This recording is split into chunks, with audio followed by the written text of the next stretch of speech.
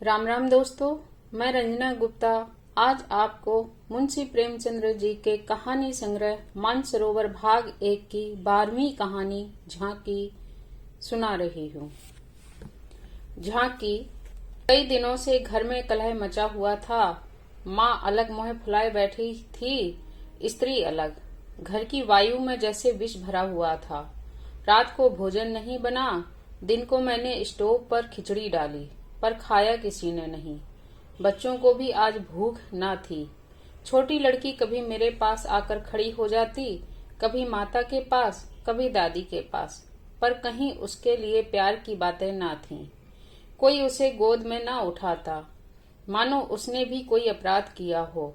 लड़का शाम को स्कूल से आया, किसी ने उसे कुछ खाने को न दिया, न उससे बोला, न कुछ पूछा। दोनों बरामदे में मन मारे बैठे हुए थे, शायद सोच रहे थे घर में आज क्यों लोगों के हृदय उनसे इतने फिर गए हैं। भाई बहन दिन में कितनी ही बार लड़ते हैं, रोना पीटना भी कई बार हो जाता है, पर ऐसा कभी नहीं होता कि घर में खाना ना पके या कोई किसी से बोले नहीं। यह कैसा झगड़ा है कि 24 घंटे गुजर जाने पर भी शांत नहीं होता। यह शायद उसकी समझ में ना आता था। झगड़े की जड़ कुछ न थी। अम्मा ने मेरी बहन के घर तीज भेजने के लिए जिन सामानों की सूची लिखाई, वह पत्नी जी को घर की स्थिति देखते हुए अधिक मालूम हुई। अम्मा खुद समझदार हैं, उन्होंने थोड़ी बहुत काट छांट कर दी थी, लेकिन पत्नी जी के विचार में और काट छांट होनी चाहिए थी। 5 साड़ियों की जगह 3 रहे तो क्या बुराई है। खिलौने इतने क्या होंगे, इतनी मिठाई की क्या जरूरत, उनका कहना था। अब रोजगार में कुछ मिलता नहीं, दैनिक कार्यों में खींचतान करनी पड़ती है। दूध घी के बजट में तकलीफ हो गई, तो फिर तीज में क्यों इतनी उदारता की जाए। पहले घर में दिया जलाकर तब मस्जिद में जलाते हैं। यह नहीं कि मस्जिद में तो दिया जला दें और घर में अंधेरा पड़ा रहे। इसी बात पर सास बहू में तकरार हो गई। फिर साखें फूट निकली। बात कहां से कहां जा पहुंची। गड़े हुए मुर्दे उखाड़े गए। अन्योक्तियों की बारी आई। व्यंग्य का दौर शुरू हुआ और मौनालंकार पर समाप्त हो गया। मैं बड़े संकट में था। अगर अम्मा की तरफ से कुछ कहता हूँ तो पत्नी जी रोना धोना शुरू करती हैं, अपने नसीबों को कोसने लगती हैं। पत्नी की तरफ से कहता हूँ तो जनमुरीद की उपाधि मिलती है। इसलिए बारी बारी से दोनों पक्षों का समर्थन करता जाता था, पर स्वार्थवश मेरी सहानुभूति पत्नी के साथ ही थी। मेरे सिनेमा का बजट इधर साल भर से बिल्कुल गायब हो गया था। पान पत्ते के खर्च में भी कमी करनी पड़ी थी। बाजार की सैर बंद हो गई थी। खुलकर तो अम्मा से कुछ कह ना सकता था, पर दिल में समझ रहा था कि ज्यादती इन्हीं की है। दुकान का यह हाल है कि कभी कभी बोहनी भी नहीं होती, असामियों से टका वसूल नहीं होता, तो इन पुरानी लकीरों को पीटकर क्यों अपनी जान संकट में डाली जाए। बार बार गृहस्थी के जंजाल में तबीयत झुंझलाती थी। घर में 3 तो प्राणी हैं और उनमें भी प्रेम भाव नहीं। ऐसी गृहस्थी में आग लगा देनी चाहिए।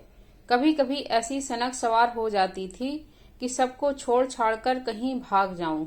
जब अपने सिर पड़ेगी तब इनको होश आएगा, तब मालूम होगा कि गृहस्थी कैसे चलती है। क्या जानता था कि यह विपत्ति झेलनी पड़ेगी। नहीं, विवाह का नाम ही न लेता। तरह तरह के कुत्सित भाव मन में आ रहे थे। कोई बात नहीं, अम्मा मुझे परेशान करना चाहती हैं। बहू उनके पांव नहीं दबाती, उनके सिर में तेल नहीं डालती, तो इसमें मेरा क्या दोष। मैंने उसे मना तो नहीं कर दिया। मुझे तो सच्चा आनंद होगा यदि सास बहू में इतना प्रेम हो जाए, लेकिन यह मेरे बस की बात तो नहीं है कि दोनों में प्रेम डाल दूं। अगर अम्मा ने अपनी सास की साड़ी धोई है, उनके पांव दबाए हैं, उनकी घुड़कियां खाई हैं, तो आज वह अपना पुराना हिसाब बहू से क्यों चुकाना चाहती हैं। उन्हें क्यों नहीं दिखाई देता कि अब समय बदल गया है। बहुएं अब भयवश सास की गुलामी नहीं करती। प्रेम से चाहे उनके सिर के बाल नोच लो, लेकिन जो रौब दिखाकर उन पर शासन करना चाहा तो वह दिन लद गए। सारे शहर में जन्माष्टमी का उत्सव हो रहा था। मेरे घर में संग्राम छिड़ा हुआ था। संध्या हो गई थी, पर सारा घर अंधेरे में पड़ा था। मनहूसियत छाई हुई थी। मुझे अपनी पत्नी पर क्रोध आया। लड़ती हो लड़ो, लेकिन घर में अंधेरा क्यों रखा है? जाकर कहा, क्या आज घर में चिराग न जलेंगे? पत्नी ने मुंह फुलाकर कहा, जला क्यों नहीं लेते? तुम्हारे हाथ नहीं हैं? मेरी देह में आग लग गई। बोला, तो क्या जब तुम्हारे चरण नहीं आए थे तब घर में चिराग न जलते थे? अम्मा ने आग को हवा दी। नहीं, तब सब लोग अंधेरे में ही पड़े रहते थे। पत्नी जी को अम्मा की इस टिप्पणी ने जामे से बाहर कर दिया। बोली, जलाते होंगे मिट्टी की कुप्पी। लालटेन तो मैंने नहीं देखी। मुझे भी इस घर में आए 10 साल हो गए। मैंने डांटा, अच्छा चुप रहो, बहुत बढ़ो नहीं। ओहो, तुम ऐसे डांट रहे हो जैसे मुझे मोल लाए हो। मैं कहता हूँ चुप रहो। क्यों चुप रहूं? अगर एक कहोगे तो 2 सुनोगे। इसी का नाम पतिव्रत है। जैसा मैं होता है वैसे ही बीड़े मिलते हैं। मैं परास्त होकर बाहर चला आया और अंधेरी कोठरी में बैठा हुआ उस मनहूस घड़ी को कोसने लगा जब इस कुलच्छनी से मेरा विवाह हुआ था। इस अंधकार में भी 10 साल का जीवन सिनेमा चित्रों की भांति मेरे स्मृति नेत्रों के सामने दौड़ गया। उसमें कहीं प्रकाश की झलक ना थी, कहीं स्नेह की मृदुता ना थी। सहसा मेरे मित्र पंडित जयदेव जी ने द्वार पर पुकारा, अरे आज यह अंधेरा क्यों कर रखा है जी? कुछ सूझता ही नहीं, कहाँ हो? मैंने कोई जवाब ना दिया। सोचा, यह आज कहाँ से आकर सिर पर सवार हो गए। जयदेव ने फिर पुकारा, अरे कहाँ हो भाई, बोलते क्यों नहीं? कोई घर में है या नहीं? कहीं से कोई जवाब ना मिला। जयदेव ने द्वार को इतनी जोर से झंझोड़ा कि मुझे भय हुआ कहीं दरवाजा चौखट बाजू समेत गिर न पड़े। फिर भी मैं बोला नहीं। उनका आना खल रहा था। जयदेव चले गए। मैंने आराम की सांस ली। बारे शैतान टला, नहीं घंटों सिर खाता है। मगर 5 ही मिनट में फिर किसी के पैरों की आहट मिली और आपकी टार्च के तीव्र प्रकाश से मेरा सारा कमरा भर उठा।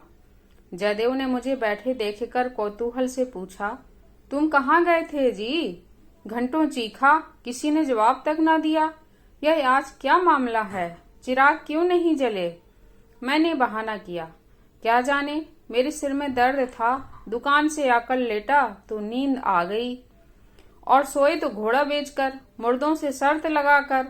हाँ यार, नींद आ गई।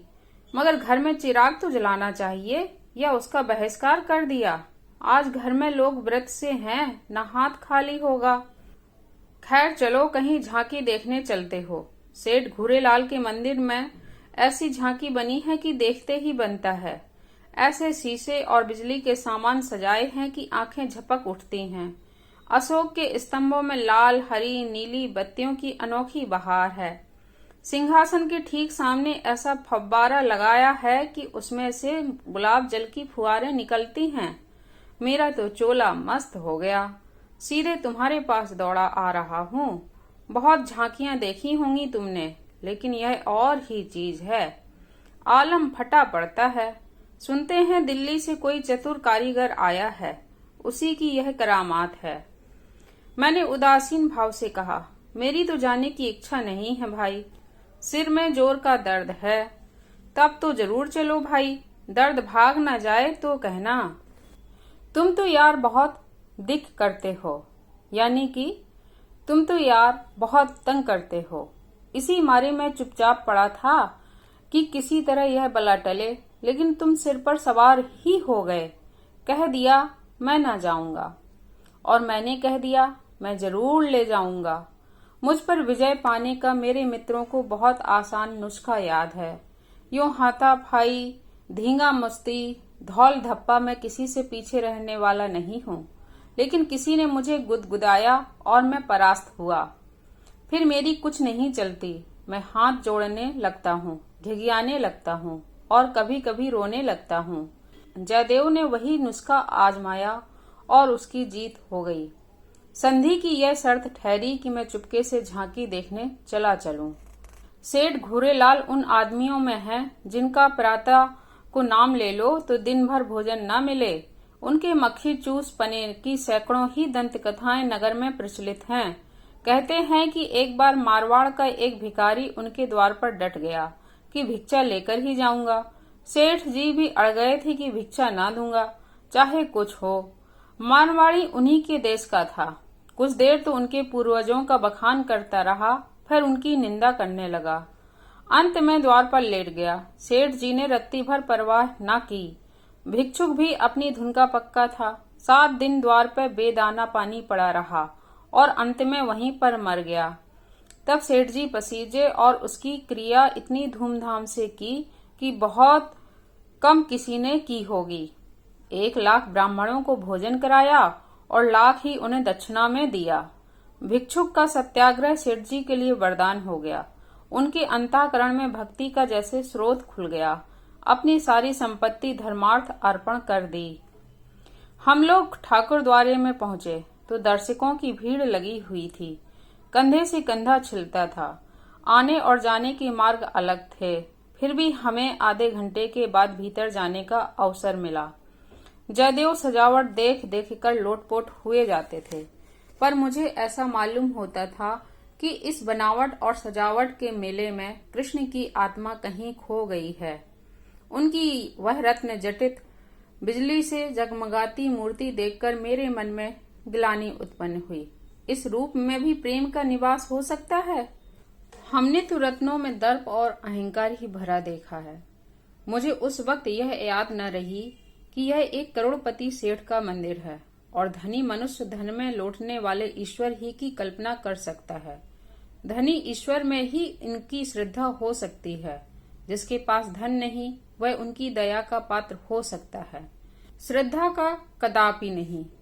मंदिर में जयदेव को सभी जानते हैं, उन्हें तो सभी जगह सभी जानते हैं। मंदिर के आंगन में संगीत मंडली बैठी हुई थी। केलकर जी अपने गंधर्व विद्यालय के कई शिष्यों के साथ तंबूरा लिए बैठे थे। पखावज, सितार, सरोद, वीणा और जाने कौन कौन से बाजे जिसके नाम मैं भी नहीं जानता, उनके शिष्यों के पास थे। कोई गीत बजाने की तैयारी हो रही थी। जयदेव को देखते ही केलकर जी ने पुकारा। मैं भी तुफैल में जा बैठा। एक क्षण में गीत शुरू हुआ, समा बंध गया। जहां इतना शोरगुल था कि तोप की आवाज भी न सुनाई देती, वहां जैसे माधुर्य के उस प्रभाव ने सब किसी को अपने में डुबा लिया। जो जहां था वहीं मंत्र मुग्ध सा खड़ा था। मेरी कल्पना कभी इतनी सचित्र और सजीव न थी। मेरे सामने ना वह बिजली की चकाचौंध थी, ना वह रत्नों की जगमगाहट, ना वह भौतिक विभूतियों का समारोह। मेरे सामने वही यमुना का तट था, गुलम लताओं का घूंघट मुंह पर डाले हुए। वही मोहिनी गौएं थीं, वही गोपियों की जल क्रीड़ा, वही वंशी की मधुर ध्वनि, वही शीतल चांदनी और वही प्यारा नंद किशोर, जिसकी मुख छवि में प्रेम और वात्सल्य की ज्योति थी, जिसके दर्शनों से ही हृदय निर्मल हो जाते थे।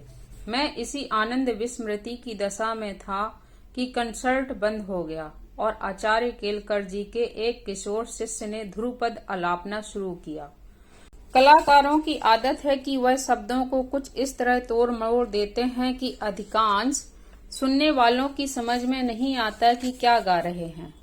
इस गीत का एक शब्द भी मेरी समझ में ना आया, लेकिन कंठ स्वर में कुछ ऐसा मादकता भरा लालित्य था कि प्रत्येक स्वर मुझे रोमांचित कर देता था।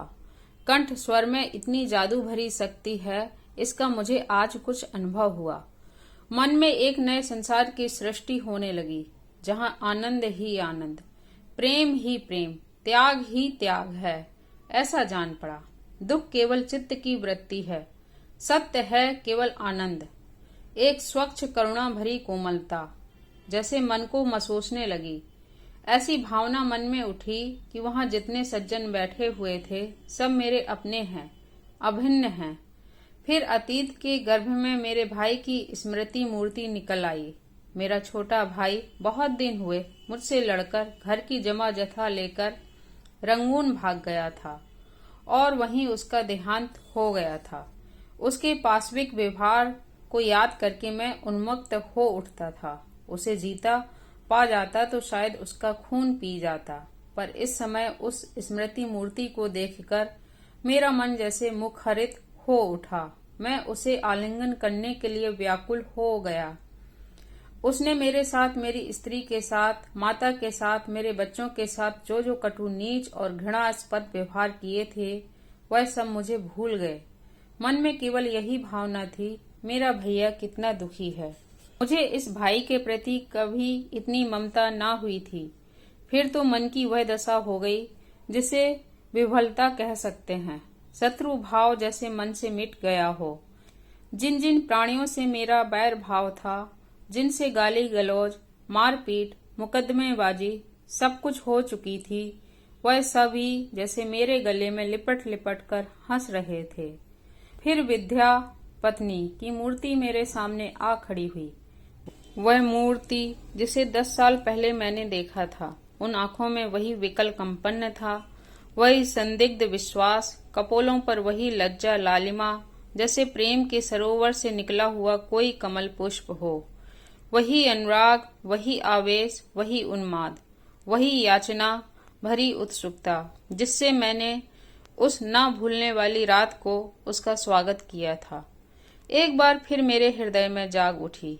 मधुर स्मृतियों का जैसे स्रोत सा खुल गया। जी ऐसा तड़पा कि इसी समय जाकर विद्या के चरणों पर सिर रगड़कर रोऊं और रोते रोते बेसुध हो जाऊं। मेरी आंखें सजल हो गईं। मेरे मुंह से जो कटु शब्द निकले थे, वह सब जैसे मेरे ही हृदय में गड़ने लगे। इसी दशा में जैसे ममतामयी माता ने आकर मुझे गोद में उठा लिया। बालपन में जिस वात्सल्य का आनंद उठाने की मुझ में शक्ति न थी, वह आनंद आज मैंने उठाया। गाना बंद हो गया। सब लोग उठ उठ कर जाने लगे। मैं कल्पना सागर में ही डूबा बैठा रहा। सहसा जयदेव ने पुकारा, चलते हो या बैठे ही रहोगे? धन्यवाद दोस्तों।